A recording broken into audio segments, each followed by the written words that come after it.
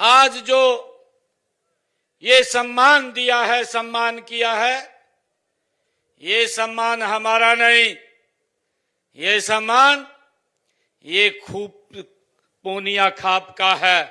मैं आप सबका दिल से बहुत बहुत स्वागत करता हूं, आप सबका मैं अभिनंदन करता हूं। साथियों,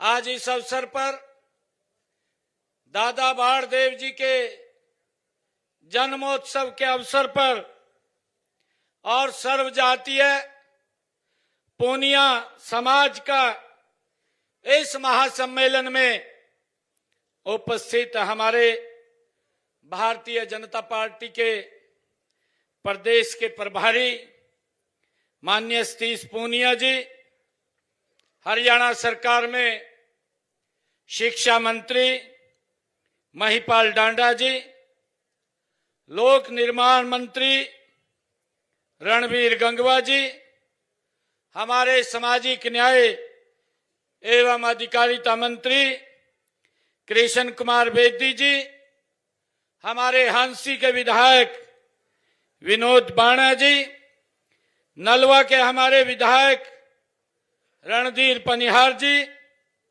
हमारी जिला हिसार की अध्यक्षा आशा खेदड़ जी, हमारे हांसी के जिला के अध्यक्ष अशोक सैनी जी, पूर्व सांसद जनरल डीपी वत्स जी, पूर्व मंत्री डॉक्टर कमल गुप्ता जी, हमारे हिसार जिला परिषद के चेयरमैन सोनू सिहाग जी, हमारे हिसार के मेयर प्रवीण पोपली जी, पूर्व मंत्री हरियाणा सरकार अनूप धानक जी, और विशेष रूप से मैं धन्यवाद करना चाहूंगा क्योंकि आज दादा बाणदेव जी के जन्म के अवसर पर जो पूनिया खाप द्वारा ये सर्वजातीय सम्मेलन आयोजित किया गया है,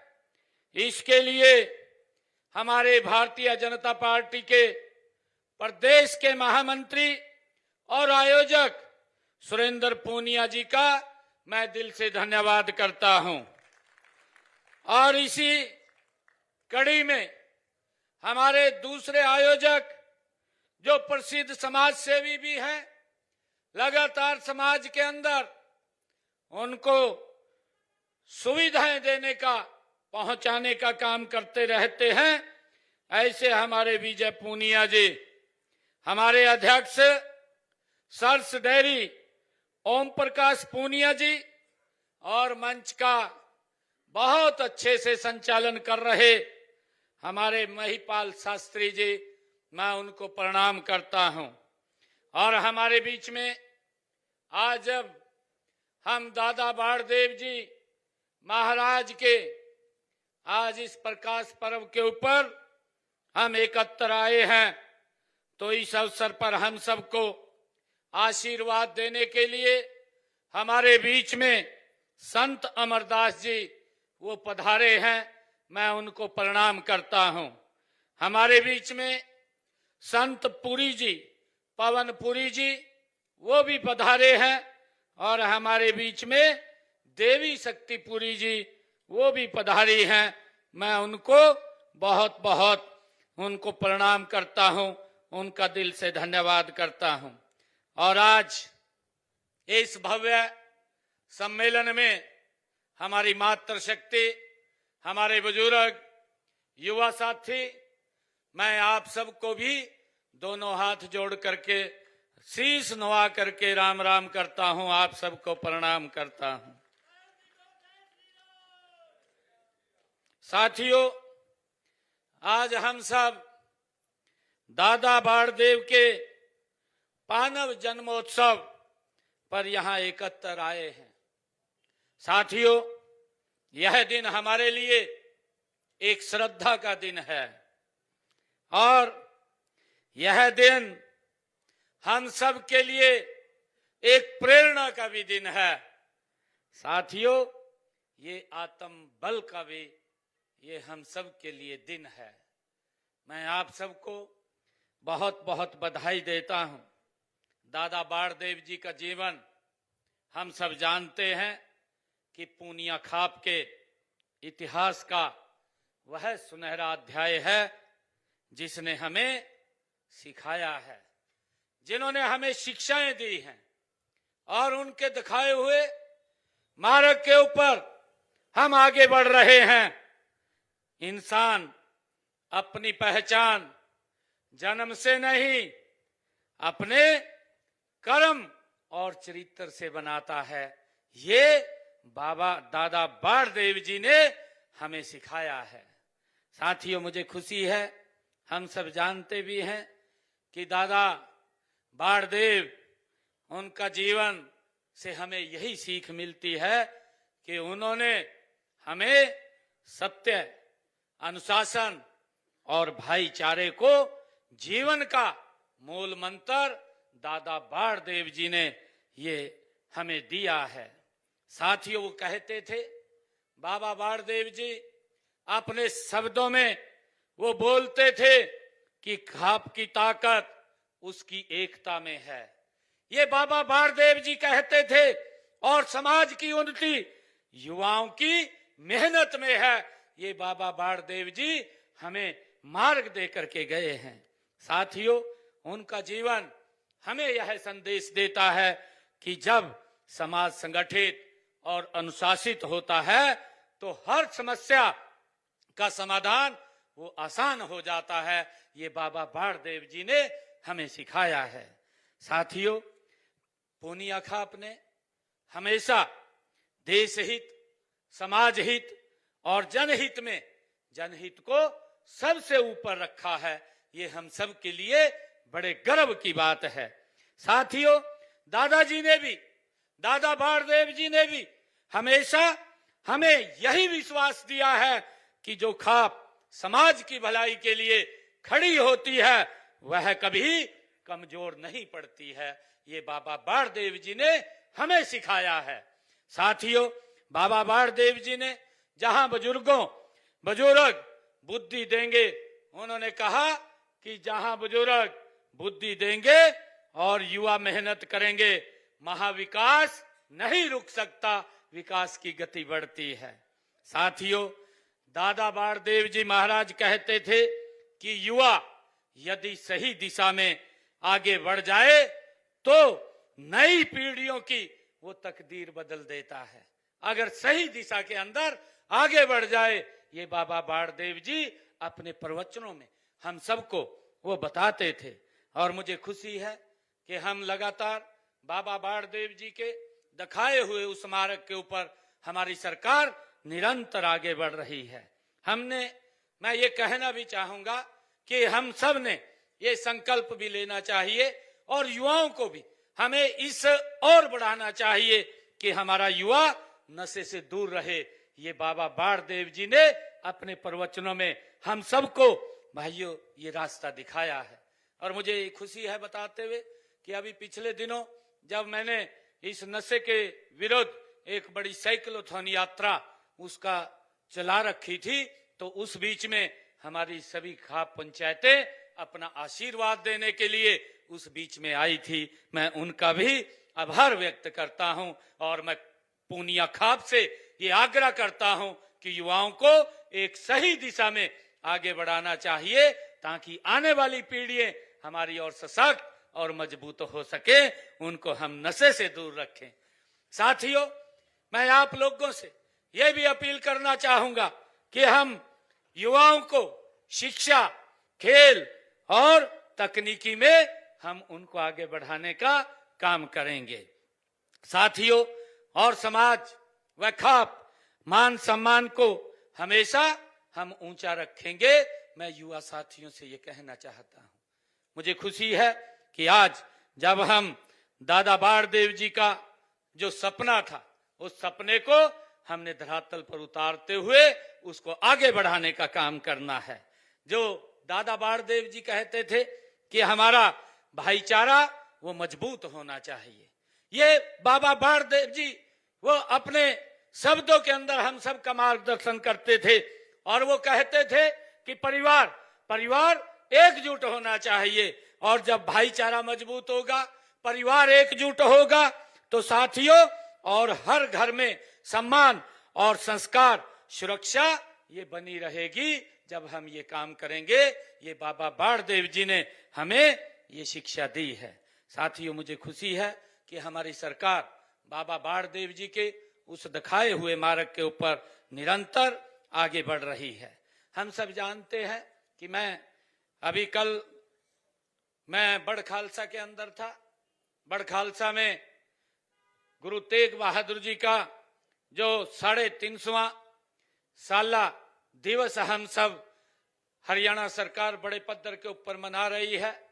उस जो हमारे गुरु के परम शिष्य थे, उन परम शिष्यों में चाहे हमारे खुशहाल सिंह जी दैया, चाहे भाई जैता जी, हमारे जिन्होंने गुरु जी के साथ मिलकर के बड़ी कुर्बानियां देने का काम किया है, आज हम हरियाणा के अंदर गुरु तेग बहादुर जी के उस 350वें साला दिवस की उसको हम बड़े पद्धर के ऊपर मना रहे हैं। और उसको लेकर के 25 तारीख को देश के यशस्वी प्रधानमंत्री, जिसका जिक्र भी किया गया है कि आदरणीय नरेंद्र मोदी जी हरियाणा के अंदर आ रहे हैं। 2 बड़े कार्यक्रम हैं। गुरु तेग बहादुर जी का 350 साल, जिन्होंने इस राष्ट्र, इस धर्म की रक्षा के लिए अपना शीश तक दे दिया। उन्होंने धर्म नहीं बदला, अपना शीश दे दिया। ये कुर्बानी, ये ऐसी तपस्या, ऐसा इतिहास ये दुनिया में किसी के पास देखने को नहीं मिलता। ये इतिहास अगर देखने को मिलता है, ये भारत के अंदर हमारी संस्कृति का आधार है भाइयों, हमें देखने को मिलता है। और उनके उस बलिदान को, जो उन्होंने बड़ा महाबलिदान दिया है, समाज के हित में दिया है, समाज की एकजुटता के लिए दिया है। जब औरंगजेब, वो मुगल क्रूर शासक, जब वो इस प्रकार का उसने फरमान जारी किया हुआ था कि मैं भोजन तब करूंगा जब 1.25 मन जनेऊ मेरे सामने तोल करके रखे जाएंगे। कितना अत्याचार वो कर रहा था। वो अंग्रेज औरंगजेब क्रूर शासक, लोगों के ऊपर कितना वो क्रूर उसका शासन था, उनके ऊपर अत्याचार कर रहा था।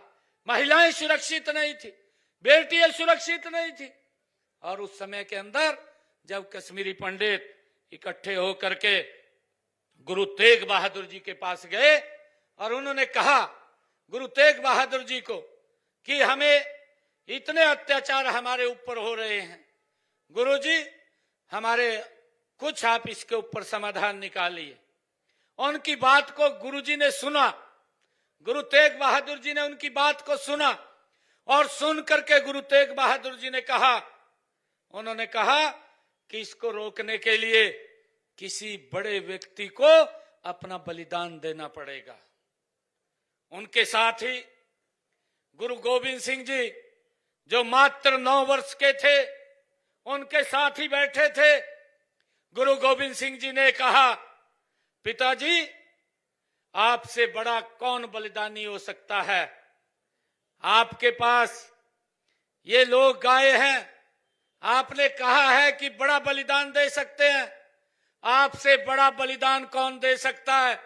तुरंत गुरु तेग बहादुर जी ने उन कश्मीरी पंडितों को कहा कि जाइए आप उस औरंगजेब को जाकर के बोल दीजिए कि गुरु तेग बहादुर जिस दिन अपना धर्म परिवर्तन करेगा, हम उस दिन अपना धर्म परिवर्तन कर लेंगे।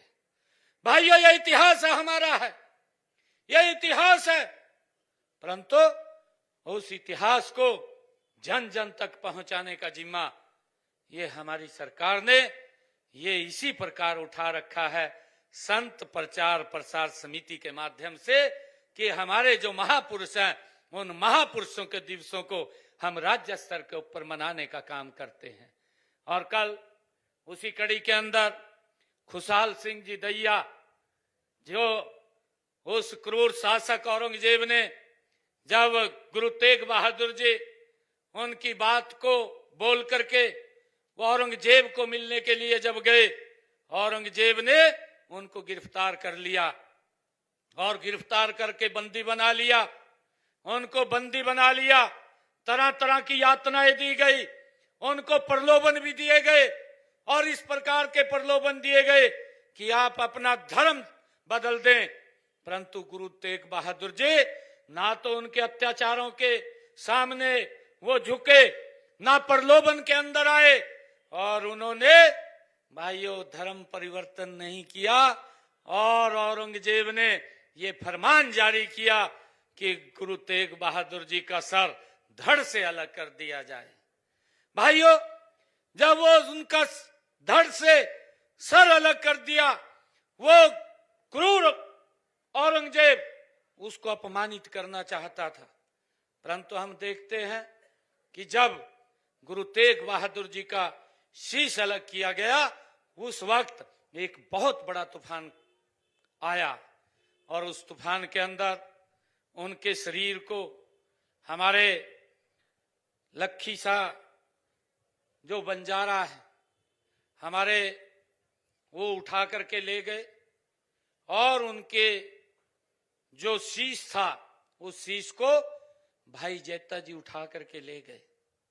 और जब ये पता औरंगजेब को चला तो उन्होंने उसके पीछे अपनी सेना को लगा दिया। जब भाई जैता जी शीश को लेकर के जा रहे थे और उन्होंने कहा कि हम गुरु तेग बहादुर जी का शीश आनंदपुर साहब लेकर के जाएंगे, वहां पर उसका सम्मान से संस्कार करेंगे। भाइयों जब मुगल सेना उसके पीछे लगी तो वो बड़ खालसा गांव के अंदर, उस गांव का नाम उस समय शिलीन उस गांव का नाम था जो आज बड़ खालसा के रूप में है। तो गुरु का वो शिष्य जो गुरु को प्रेम करने वाला था भाई जैता जी, जो गुरु तेग बहादुर जी का शीश लेकर के निकल पड़ा था, वो बड़ खालसा में चला गया।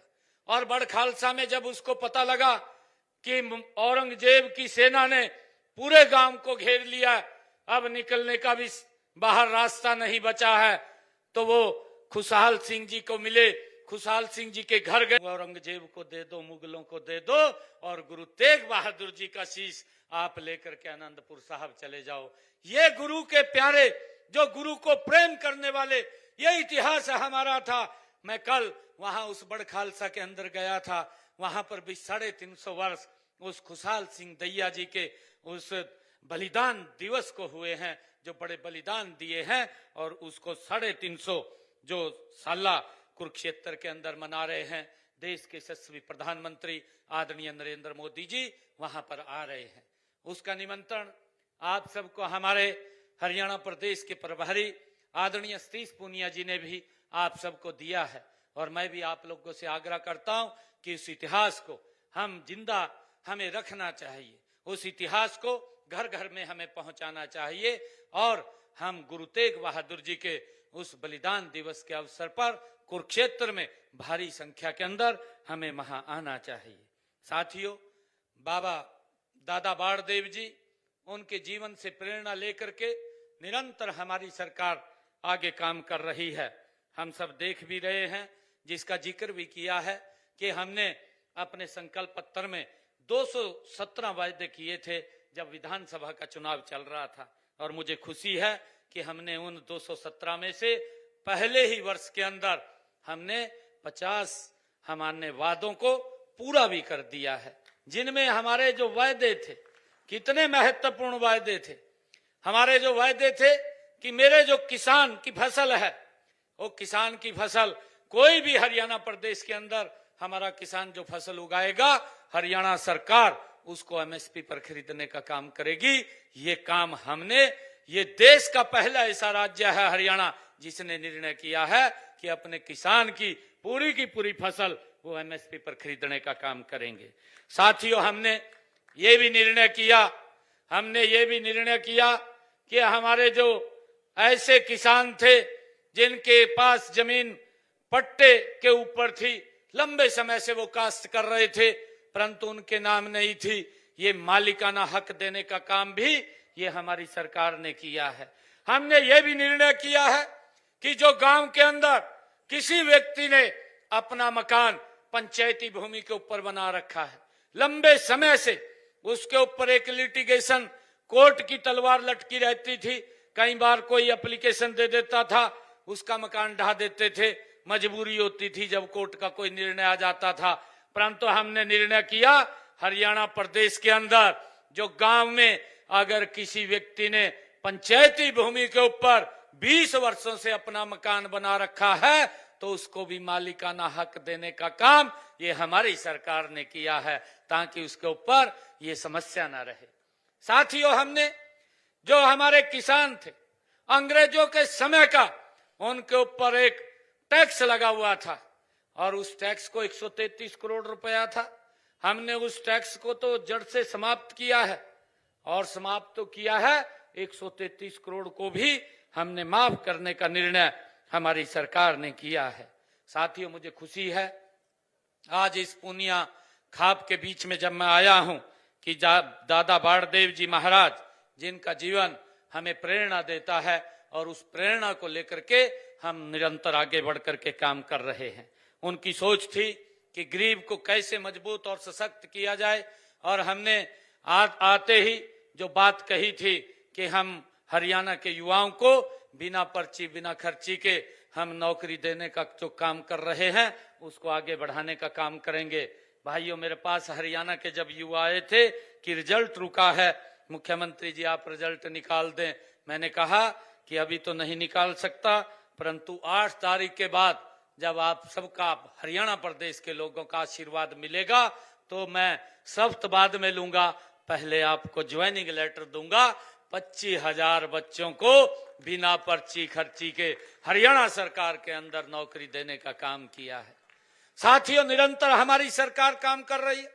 हमने ये भी कहा था जिन परिवारों की इनकम 1,80,000 रुपए से कम है, ऐसी माताओं की रसोई में 500 रुपए का गैस का सिलेंडर पहुंचाने का काम ये हमारी सरकार करेगी। ऊपर का जो पैसा होगा वो हरियाणा सरकार देने का काम करेगी। और आज लगभग 19 लाख बहनों की रसोई में 500 रुपए का गैस का सिलेंडर पहुंच रहा है। साथियों, हम लगातार प्रदेश के हित में आदरणीय नरेंद्र मोदी जी के तत्वाधान में निरंतर मजबूती से काम कर रहे हैं और हमारी सरकार आदरणीय मोदी जी के नेतृत्व में आप देख रहे हैं तीव्र गति से आगे बढ़ रही है। उनके मार्गदर्शन में नई नई योजनाएं आज हरियाणा के अंदर अगर आप लोग देखें, सड़कों का एक जाल बिछाने का काम ये पिछले 11 वर्षों में आदरणीय मोदी जी के नेतृत्व में हुआ है। अगर यहां से हिसार से चंडीगढ़ भी जाना होता था तो लगभग 6-7 घंटे 8 घंटे का समय लगता था, परंतु आज 3.5 घंटे के अंदर आप चंडीगढ़ पहुंच जाते हैं। ये बदलाव ये नरेंद्र मोदी जी के नेतृत्व के अंदर आया है। साथियों, लगातार हमारी सरकार, चाहे लाडो लक्ष्मी योजना की बात हो, ये महत्वपूर्ण योजना थी। हमने इस योजना के माध्यम से भी हमने साथियों लोगों तक लाभ पहुंचाने का, बहनों को 2100 रुपए देने की वो प्रक्रिया शुरू कर दी है। मैंने पहले ही बजट के अंदर 5,000 करोड़ रुपया उसका रिजर्व कर दिया था। धीरे धीरे करके उसको हम आगे बढ़ाने वाले हैं और मैंने तो अधिकारियों को भी कहा है, उनको थोड़ा संकेत किया है कि ये पैसा ये छोटा होता है, इसको 2 किस्तों के अंदर हम पैसा देने का काम करेंगे। एक किस्त उनको हम पूरा का पूरा पैसा जब इकट्ठा हो जाएगा विद ब्याज उन तक पहुंचाने का काम करेंगे, ताकि गरीब व्यक्ति कोई ना कोई अपना कार्य कर सके और वो भी कोई बिजनेस कर सके या परिवार को आगे बढ़ा सके। उसके लिए हमने अधिकारियों को कहा है कि एक बार इसके ऊपर बात करके आप लोग इसको आगे करिए। और साथियों, हमने ये भी कहा है कि जो हमारे हरियाणा प्रदेश के अंदर चाहे युवाओं के लिए नौकरी की बात की थी, हमने आगे भी और नौकरियां लगातार जो हमने बात कही थी उसको निकालते हुए युवाओं को रोजगार देने का काम निरंतर हमारी सरकार कर रही है। साथियों, चाहे हरियाणा प्रदेश के अंदर इंडस्ट्रियल जोन बनाने की बात हो, हमने हरियाणा प्रदेश के अंदर अपने बजट भाषण के अंदर ये बात कही थी कि हम हरियाणा में 10 नई IMT खोलेंगे। उसकी प्रक्रिया तेजी से चल रही है। लगभग 2-3 IMT की जमीन हम शीघ्र ही ले लेंगे ताकि हरियाणा के अंदर रोजगार के साधन खड़े हों। उसको लेकर के हमारी सरकार काम कर रही है। साथियों, मैं आज आप सबको इस अवसर के ऊपर बहुत बहुत बधाई भी देता हूं। आप सबको शुभकामनाएं भी देता हूं कि परम पूज्य दादा बाणदेव जी महाराज, उनके जन्म दिवस के ऊपर हम एकत्र आए हैं। और मैं एक बार फिर पूनिया खाप का, मैं आयोजकों का और समाज के सभी महानुभाव का मैं बहुत इस सम्मेलन के जो महासम्मेलन का आयोजन आप लोगों ने किया है, इस आयोजन के लिए मैं आप सबका बहुत बहुत आप सबको बधाई और शुभकामनाएं देता हूं। आप सबका धन्यवाद करता हूं। और हमारे सुरेंद्र पूनिया जी ने कुछ मांगे यहाँ के लिए रखी थी। एक इन्होंने कहा था कि गांव खरक पूनिया में एक सामुदायिक केंद्र का निर्माण किया जाए। मैं इसकी घोषणा करता हूं। खरक पूनिया में सामुदायिक केंद्र का निर्माण किया जाएगा। और दूसरा, पुस्तकालय की बात वो सुरेंद्र पूनिया जी ने कही। यहाँ पर खरक पूनिया में एक पुस्तकालय भी खोला जाएगा जिससे कि हमारे बच्चों को उसका बड़ा लाभ मिलेगा। और तीसरा, 2 मांगे इन्होंने कही थी।